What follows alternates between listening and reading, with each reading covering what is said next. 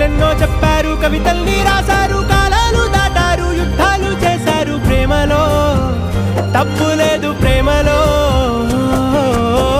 వేల వేల వెన్నెలంత నీదవాలి వెలుగునంత మోయమంటే నేను ఎంత రే.